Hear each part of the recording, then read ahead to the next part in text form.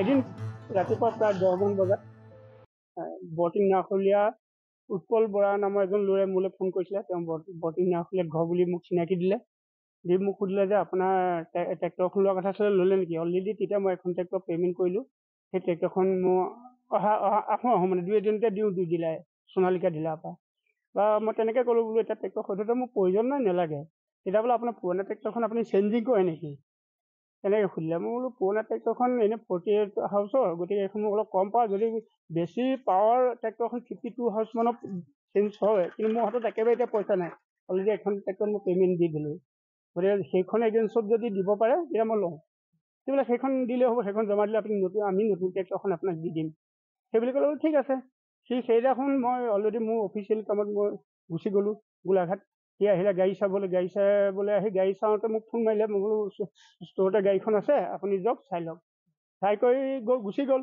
সন্ধিয়া লগা সি প্ৰায় 5জন মানুহ লগত লৈ প্ৰায় 6টামান বজাত মোৰ ঘৰ পালেহি। তাৰপৰা মোৰ লগত কথা পাতিলে। তাৰপৰা মই বোলো এটা কথা, ৰাতি এতিয়া গাড়ী নিদিওঁ। তাৰপৰা মোক ক'লে নহয়, এইখনতো আপোনাৰ চিনাকি গাঁৱৰ মানুহ, গতিকে আমি লৈ যাওঁ আহিব ট্ৰেক্টৰখন, আৰু আপুনি কাহানি ৰিচিভ কৰিব ট্ৰেক্টৰখন, নতুন ট্ৰেক্টৰখন কাহানি ৰিচিভ কৰিব। মই বোলো মই যে আপুনি পৰহি মানিলে মোক দিয়ে যে মই ৰিচিভ কৰি ল'ম। মই তেনেকৈ ক'লোঁ। ঠিক আছে, আপুনি পৰহিলৈ নতুন ট্ৰেক্টৰখন ৰিচিভ কৰিব, আৰু এইখন আজি আমি লৈ যাওঁ। তেনেকৈ ট্ৰেক্টৰখন মোৰ মানে লৈ গুচি গ'ল অলৰেডি। তেতিয়া মই মানে তেনেকৈ ট্ৰেক্টৰখন দিবলৈ অলপ সংকোচো হৈছিলে। মানুহকেইজন চিনি পোৱা নাই। তেওঁলোকে নুমলীগড় নিজৰ ডিলাৰ আছে বুলি কৈছিলে পাৱাৰ ট্ৰেক্টৰৰ।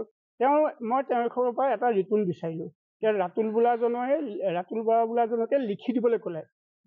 লিখি এটা ৰিটাৰ্ণ হিচাপে জাষ্ট এটা মোক দি থৈ গ'ল। আপোনাৰ 4 দিনৰ ভিতৰত। এতিয়া কিমান দিন হৈ গ'ল? এতিয়া 2 মাহ হ'ল। আপোনাৰ ট্ৰেক্টৰ নাই, আৰু মোৰ পুৰণা ট্ৰেক্টৰখনো ৰিটাৰ্ণ নকৰা হ'ল, পইচাও দি দিয়া হ'ল। এতিয়া মই আইনগত ব্যৱস্থা হাতত ল'ব লাগিব।